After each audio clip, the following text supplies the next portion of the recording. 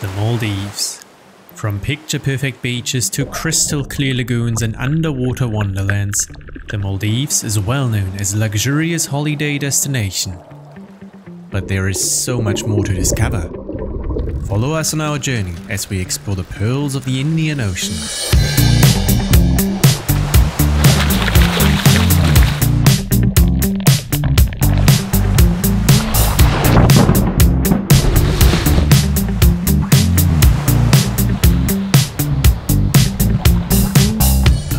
Welcomed at the Male airport building, we were immediately mesmerized by the turquoise watercolor of the nearby harbor. Just a few minutes later, we were picked up and embarked on our shortest road trip to date. Thank you. I'll put it back, yeah. Looking out of the window, we soon spotted the densely populated capital city of Male in the distance.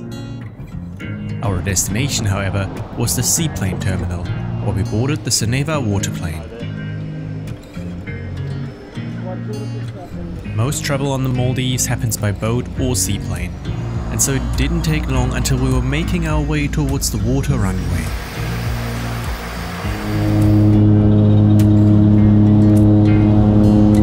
Soon after, we caught a first glimpse of the islands of the North Male Atoll, spotting both inhabited and uninhabited islands below.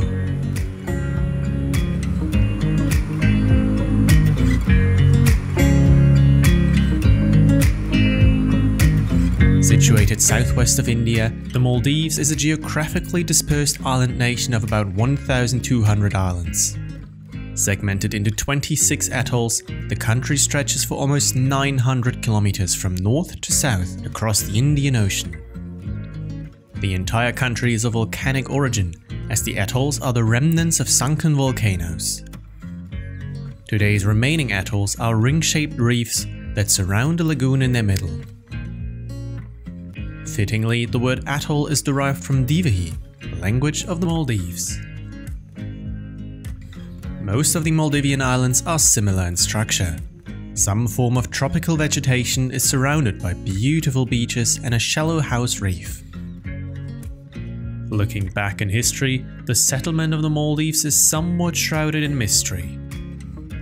No one yet knows when the first humans arrived here because they left nothing behind. One thing is certain though, these settlers arrived in one of the most magnificent places on Earth. After gazing out of the window for about 45 minutes, the islands of the Barr Atoll came into sight. We soon touched down northeast of Kunfunadu, the island we'd be staying on in the next days.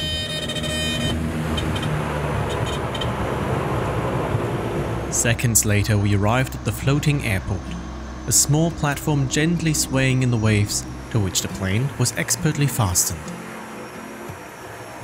We disembarked the plane and immediately hopped on a boat, where we were asked to take off our shoes, as Thilafushi is a barefoot resort. Sipping a fresh watermelon juice, we made our way towards the island.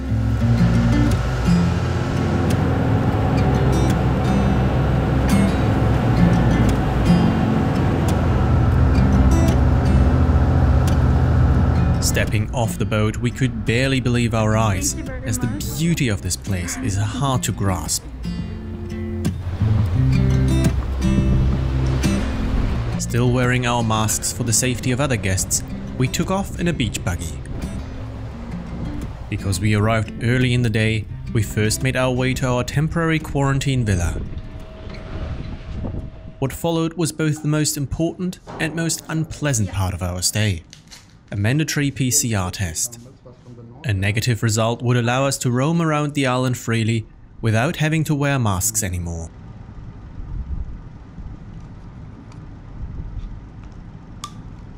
Until the test results were back, we were under strict quarantine, but being quarantined with such a view is one of the most pleasant problems to have.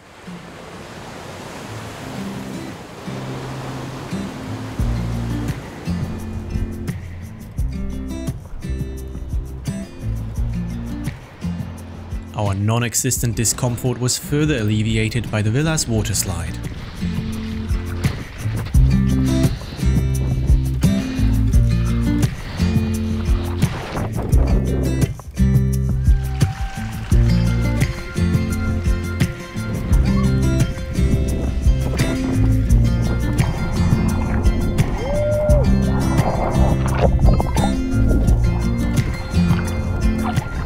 reclining healthily in the living room, we spotted a funny looking needlefish swimming underneath our feet. And then we mostly waited, sunbathing on the deck, swimming back and forth in the pool, napping on the sofa, or simply enjoying the scenery.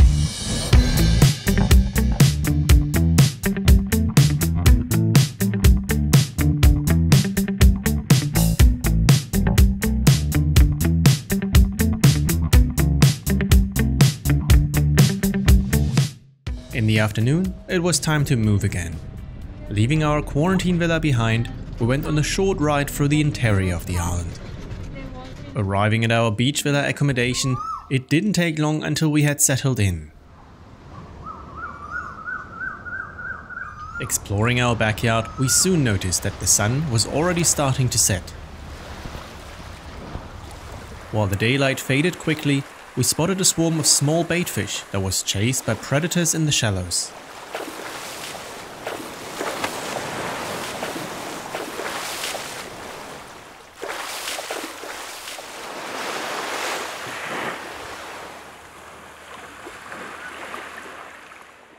We have just received the great news that our local COVID tests are both negative, and that means that we can now roam freely around on the island without having to wear a mask, as everybody on this island has been tested negative for COVID, and that's just great news in the morning. We used our new gained freedom to get a proper introduction to the island. First, we visited the beautiful overwater restaurant Out of the Blue, which is surrounded by the house reef of the island on all sides.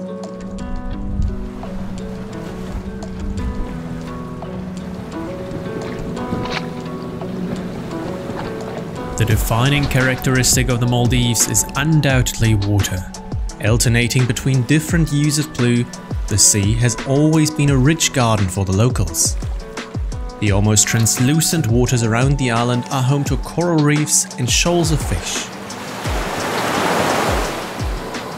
As soon as the ocean floor drops off, the color changes to a darker blue, indicating the increased depth. This dazzling display of nature is further complemented by the beautiful white sand beaches of the island. To properly explore the waters around the island, we needed to pick up some snorkeling gear though. And this is the map of the whole of the atoll. So we are located right over here, right at the edge of the atoll. So both sides is actually more or less a channel. Okay. So on both sides, depending on the current, sometimes it can be quite strong. Oh yeah.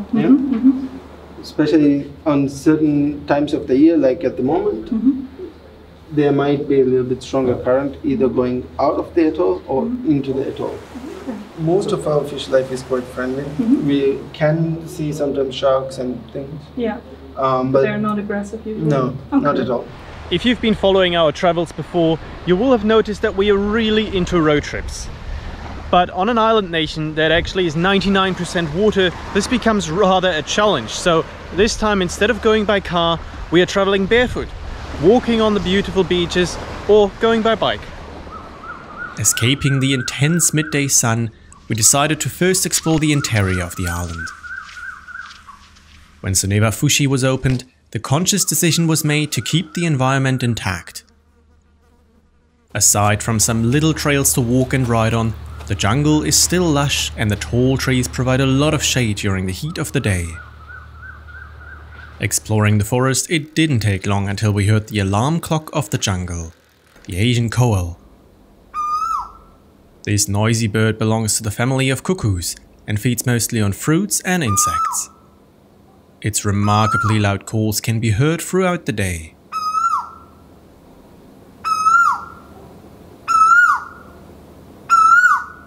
Closer to the ground, we also spotted a common garden lizard in the undergrowth.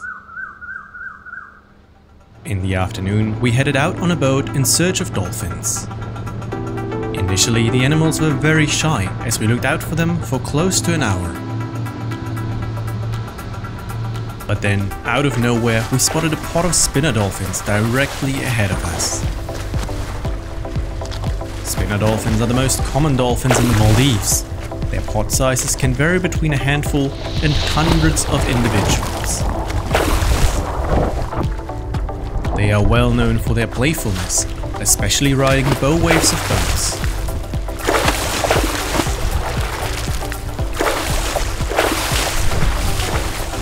After accompanying us for a while, they simply vanished again.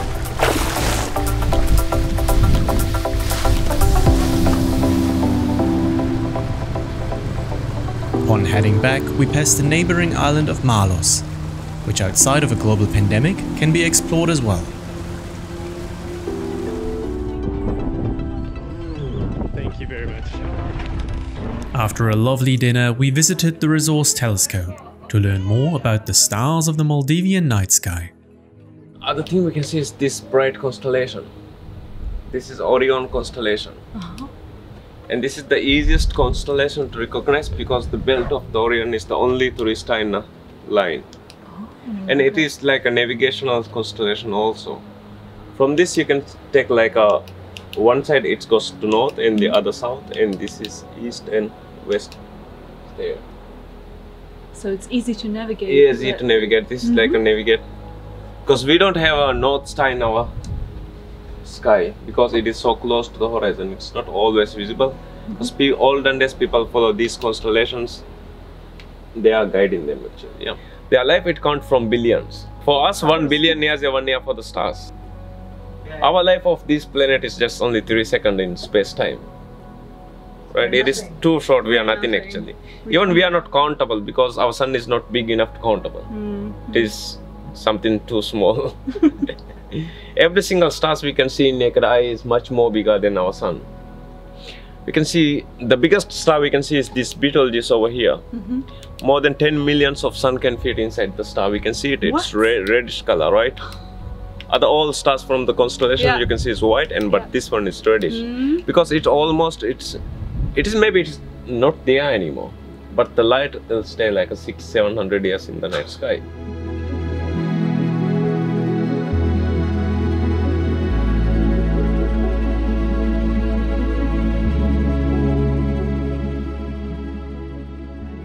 Getting up early the next morning, we decided to try out our snorkeling gear. Our first learning was that walking in fins on the beach is both impractical and looks stupid. Once in the water, we immediately came upon the beautiful corals of the island's house reef.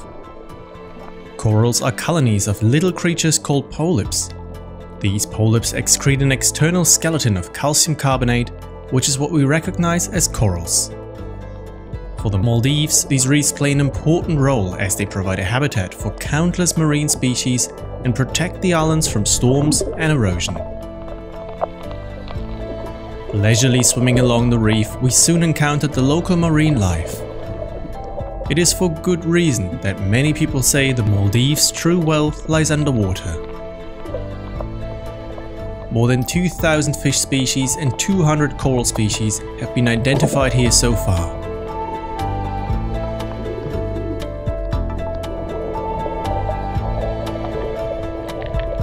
Especially striking was the powder blue surgeonfish, whose color intensity indicates its health. The Indian triggerfish, on the other hand, surprised us with its extravagant swimming style. Undoubtedly, the most memorable experience was following around this Picasso triggerfish as it was restlessly searching for food. Picasso triggerfish are known to aggressively protect their territory against intruders, especially when guarding their eggs. Due to their small size of only 30 centimeters, they do not pose a threat to humans though.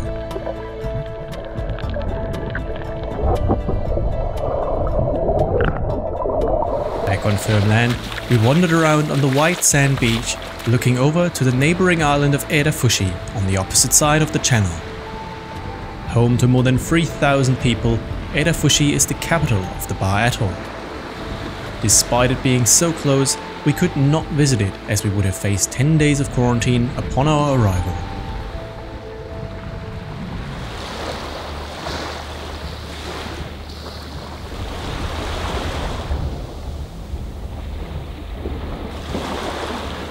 Before the introduction of paper money, these cowrie shells were used as currency on the Maldives. And cowrie shells were even exported from the Maldives to places as far away as Africa and Southeast Asia. Nowadays, these cowrie shells are of course not used as money anymore, but are very popular among hermit crabs that use them as a dwelling. And so, visitors that find these on the beach are encouraged to leave them where they found them.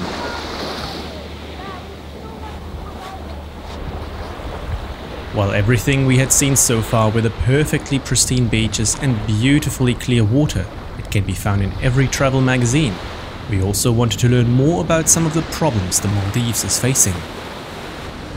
There are already signs that there is trouble. Okay, let's acknowledge this. I mean, we have the real experience of climate change happening right here in front of our reefs. Okay, seawater temperatures are rising. Rising seawater temperatures means that our coral is dying off. One of the reasons why guests come here, why people are visiting the Maldives, is because of this beautiful marine environment that we have, which builds around coral. If we lose the coral, we lose all the fish and all the life around the reef. If we lose the small fish, we use the big ones, and eventually we just lose everything. And that means, why would guests then come here? And following the catastrophe of climate change, we're going to see a total collapse of biodiversity. Once that happens, we're all going to have a problem living on this planet. This is a global issue. I mean, if we don't stay below the 1.5 degrees that we've agreed on in the Paris Agreement, we're going to have reefs dying off. So in order to protect, it needs to have a global impetus. We need to do this together as a global community. However, we can do things locally here as well. So one of the projects that we're going to start fairly soon is a project where we start massive coral propagation. So we get coral that survives in the sea under more fluctuating temperature conditions. We breed them on land and then we put them back into the ocean. So we are replenishing our reefs with fresh coral, and we need to start doing this on a large scale. Many resorts in the Maldives do it small scale, together with tourists. But in order to really make an impact, we need to have a very big scale coral propagation program. Aside from the often hard to grasp long-term consequences of global warming and rising sea levels, the Maldives is also battling other urgent issues, such as plastic pollution on a daily basis. This area, we always clean it up. We don't produce any plastic on the island, but we still get all of these different small little pieces of plastic from the ocean. So this is just from like 10 meters that we're walking. Collecting like 3 minutes. And yes, and this is like the amount that we have. While what we found at the beach were small pieces of trash, the Maldives also struggles with much larger waste management problems. In the last decades, the lagoon of Thilafushi, close by the capital Male, has developed into a trash island, where tons of waste are dumped and burned each day, with dire consequences for the environment. You have extra 14-15 meters of layers of trash. It's becoming literally a mountain and island of trash. And they burn it, and it's so smelly and it's so toxic there also. It's very harmful because it's a mixed waste. It's not being segregated properly, right? Here in Thilafushi, what we're trying to do is that how can we collect all of this trash or waste material, exactly, waste material, and we can treat it in a better way. yes. In a sense that not just collecting and then dump it in the trash island in Thilafushi, but we actually try to process it. We partner up with several partners that actually pick up these bundles of trash, like the papers, the cans, the plastic, and then they will be the one that is recycling it. Empowering local, it's very important. Yes. Because when it comes to waste management, it's dirty things. Yes. Like nobody would do anything Nobody with that, wants to right? be taking care of this, yeah. Exactly. So what they do is like, you know, let's just leave it in the ocean because the wave will take it. Yes. Or let's just burn it, because then it's gone. It's like, you know, it's disappeared. It seems like the easiest solution. Exactly. But the issue in here is that the moment you burn waste, the dioxide, the toxic chemical, the carcinogenic substance that you inhale because of that is also damaging to your health. Of course. And it's not just to your health, it's to the soil. Because then the area that is being burned, nothing can grow there anymore. So we have projects right now in 2021. The goal is by the end of 2021, we'll be able to have the whole Ba Atoll stop open burning.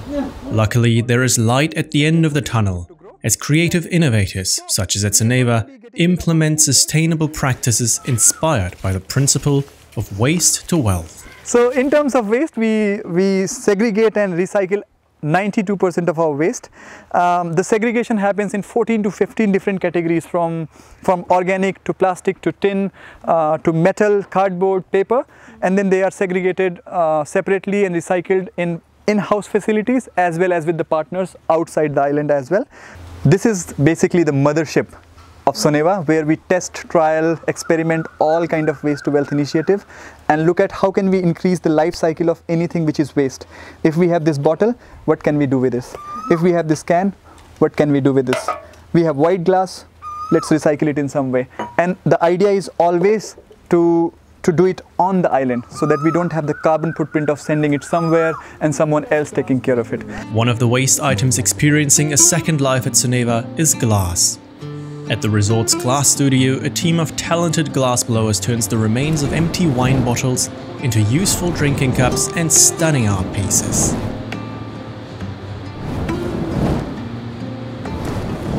Sometimes referred to as sculpting with light, working glass is a very delicate task.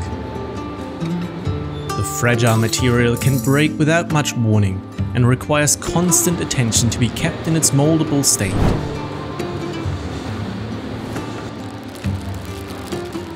One of the most striking techniques to witness is the pulling of cane, where a lump of glass is stretched until it has the diameter of a pencil.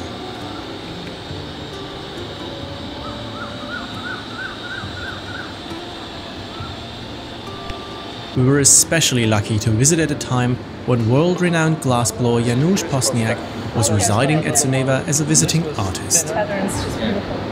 That's a pretty nice example. How the shape will make it like changing from the local ones. Just next to the workshop there is also a gallery where some of the glass art is presented, thus completing the circle from waste to wealth. One plant that has always had a big importance for Maldivians is the coconut palm.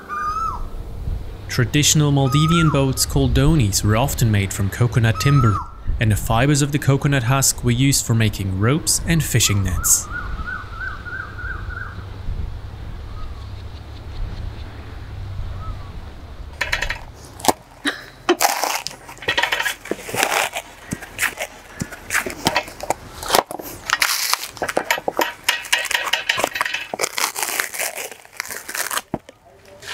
You throw it like this, Yeah. and then you have the coconut in your arms. Wow. What do you do next? Okay.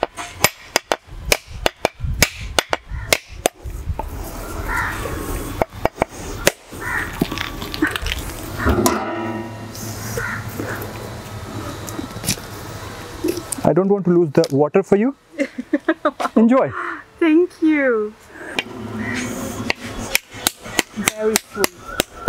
So yummy.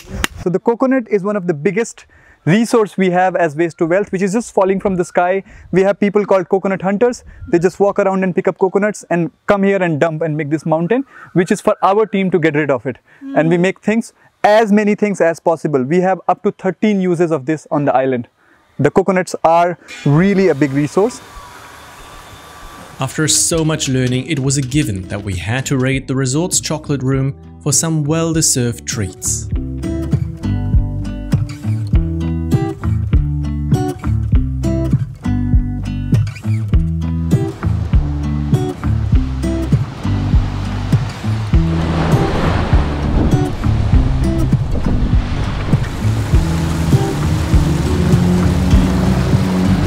Due to the size of Kunfunudu, the main means of transport on the island is the bicycle.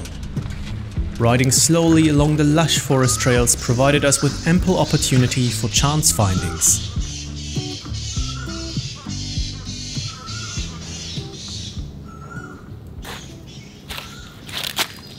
I've spotted a group of Indian flying foxes in the trees above.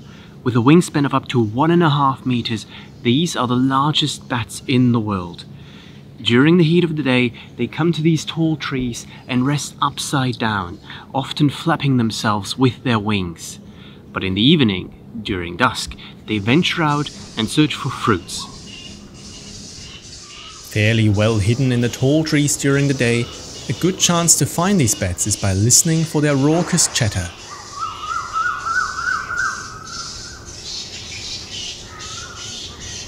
While they sometimes wreak havoc on fruit farms, Indian flying foxes play a pivotal role in pollination and seed propagation. With the day drawing to an end, we dangled our feet from the main jetty and spotted some young blacktip reef sharks underneath.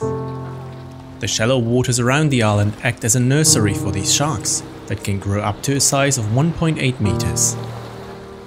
Sharks are indispensable for the survival of a reef ecosystem, as they take on the role of health police.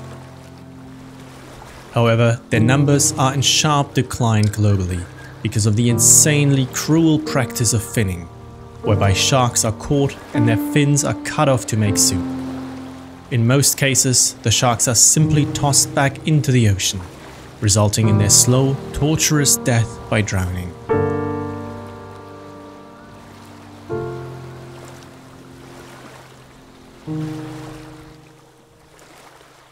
The next morning, we set out on our bikes again.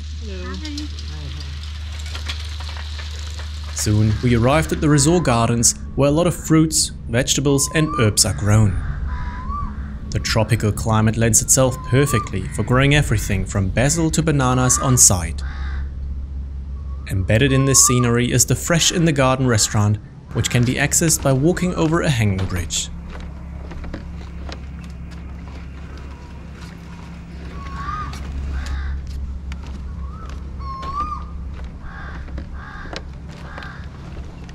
Riding through the jungle, we also noticed buckets in the undergrowth at several points. As it turns out, these are mosquito traps. Instead of fogging the entire island with environmentally harmful pesticides, Soneva uses a sustainable technology that mimics human sweat to trap mosquitoes. Keen to get another perspective on the house reef, we picked up a stand-up paddleboard and a canoe. Despite the calm sea, it was quite a challenge to balance on the board. The glass bottom had the added benefit of seeing the reef below at all times.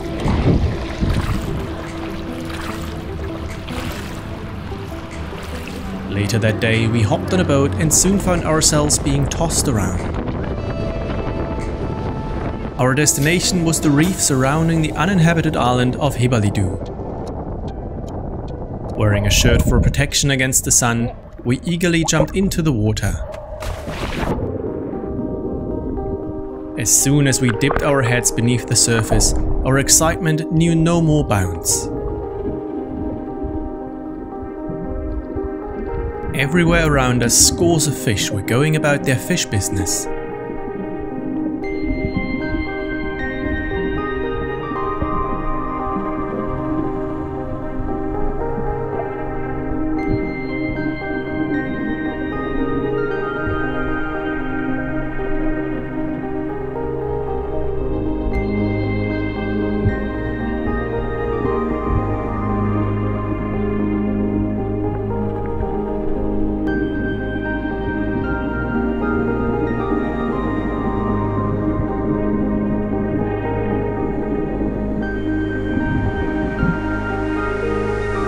For a total of 1 hour, we snorkeled along the reef edge, mesmerized by the beauty of the underwater landscape.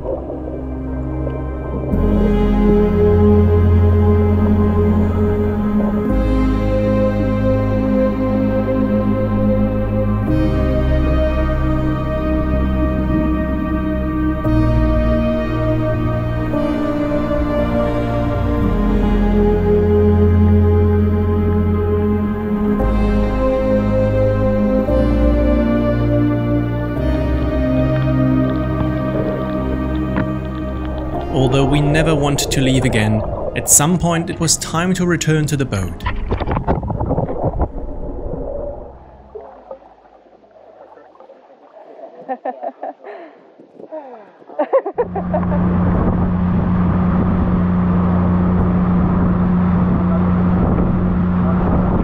Heading back to our villa, we were welcomed by one of the most common animals on the island, the Soneva hedgehog, which barefoot travelers use to clean the sand off their feet.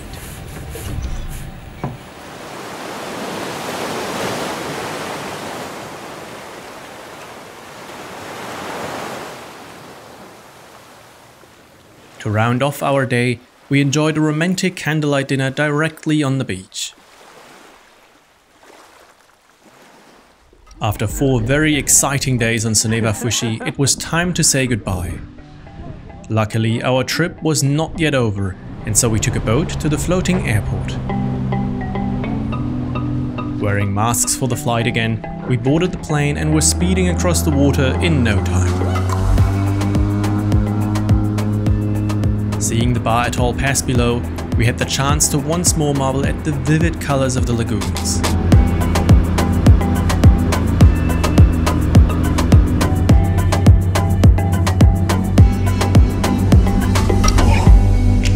After only 20 minutes flight time, we touched down again.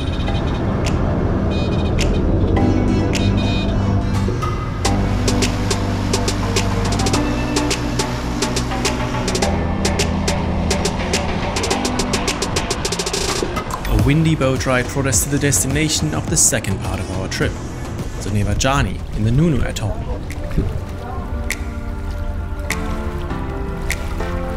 The resort is well known for its luxurious overwater villas that are surrounded by a beautiful lagoon.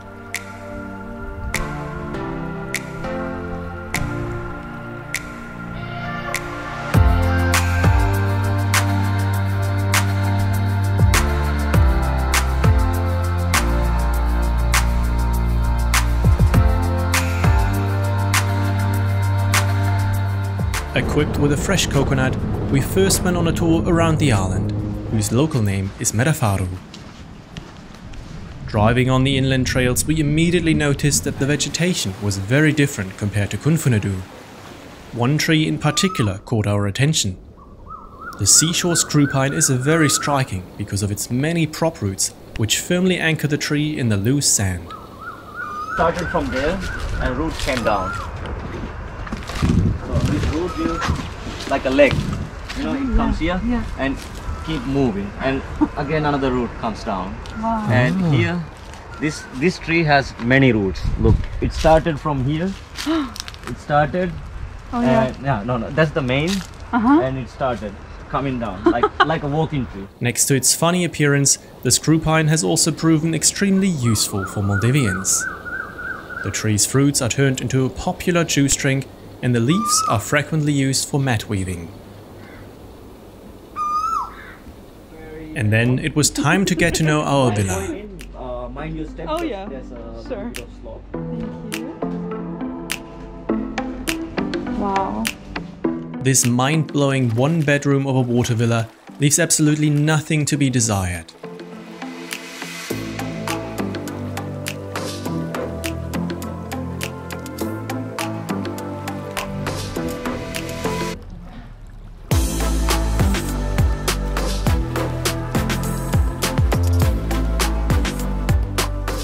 Needless to say, it even comes with a retractable roof for stargazing.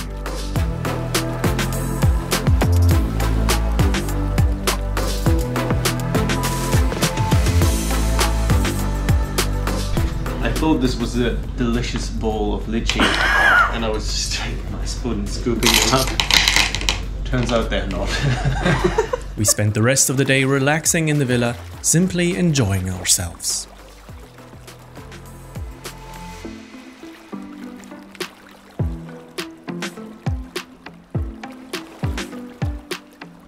Waking up to a beautifully calm day, we went for an early morning swim. Soon the sun came out too, illuminating the water and creating striking colors. Setting out on our bikes, we decided to explore the island a little more.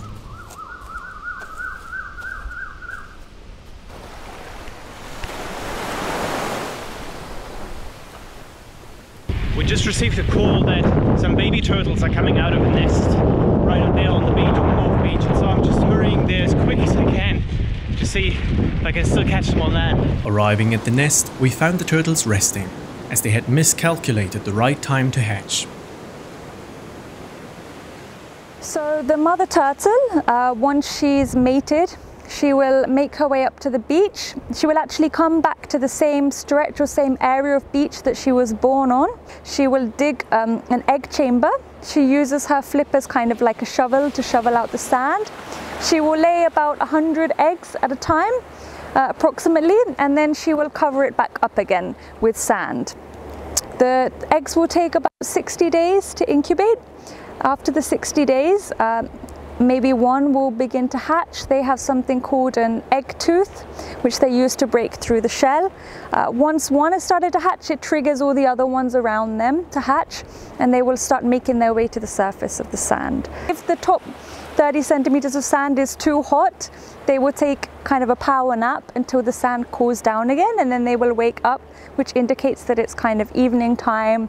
And then they will make their way to the sea. They'll run down the beach, imprinting on the beach as they run, which is very important. And then they will make their way out to the deep ocean, where they live for about 10 years of their life before coming back to the reef again. We had giant smiles on our faces as we watched these green turtle hatchlings make their way towards the ocean. Having crossed the beach, these young turtles already passed one of the toughest challenges of their lives.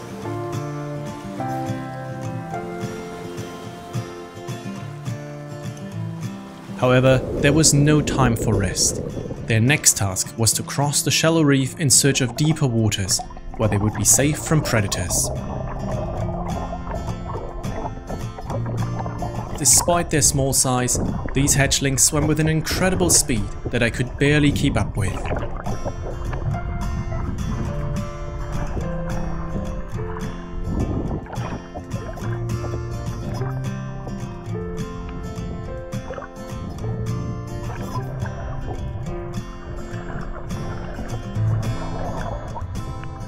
Heading back to our villa, we were extremely grateful to have witnessed such a magical moment, wishing these hatchlings the best of luck on their journey.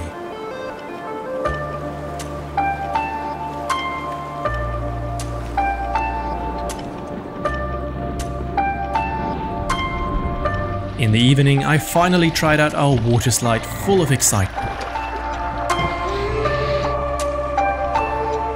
That first try ended a little anticlimactic though. You're stupid. After dangling my feet for a while, I gave it a second shot.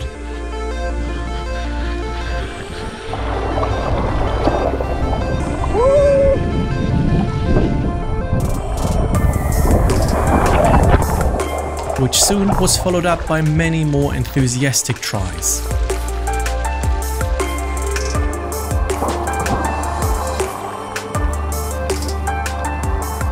Looking at the evening sky, the dark clouds already hinted at what was to come. The next morning, however, started peacefully, with the clouds passing over our villa. Looking down from the deck, we noticed that we had a visitor. While cowtail stingrays are seen fairly regularly, the giant guitarfish is a rare sight.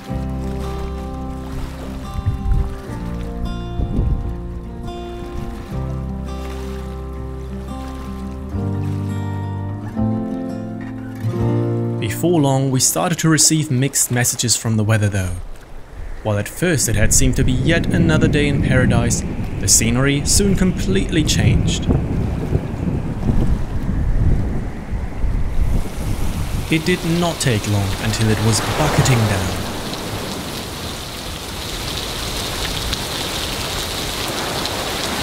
As a tropical country, rainstorms are nothing unusual in the Maldives.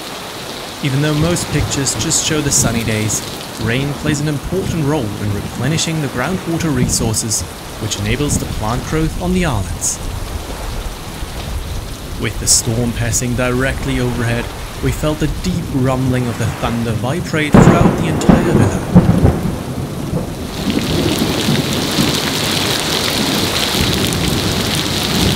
But just as quickly as the storm had arrived, it also passed again.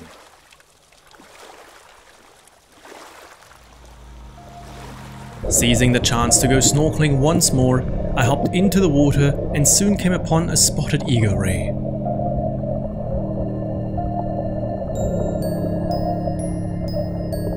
Not long after, a scribbled pufferfish appeared in front of me, and I decided to follow it for a while. The shallow waters of the reef are home to countless more species of fish. especially fascinating to see was how many small fish congregate around the corals, which emphasizes their importance for the reef habitat.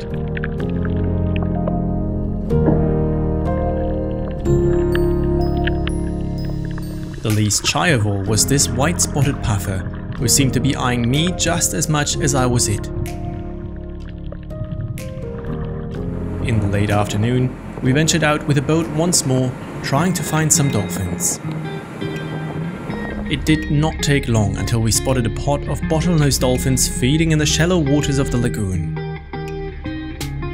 Bottlenose dolphins are the most common dolphins globally and are regularly seen in the Maldives. They often feed on fish, squids and swimming crabs along the reef.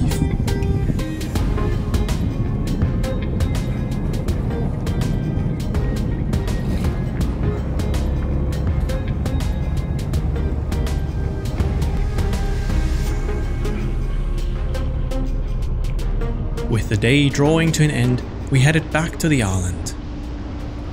To round off our last evening, we went for a night out at the overwater Cinema Paradiso. The next morning, the clouds provided us with a spectacular final sunrise before it was time for us to make our way to the floating airport.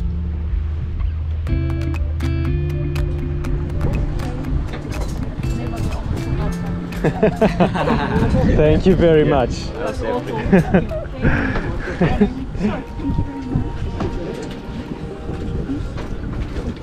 And then, in the blink of an eye, we were airborne, seeing the islands of the Nunu Atoll pass below as we bade farewell to the Maldives.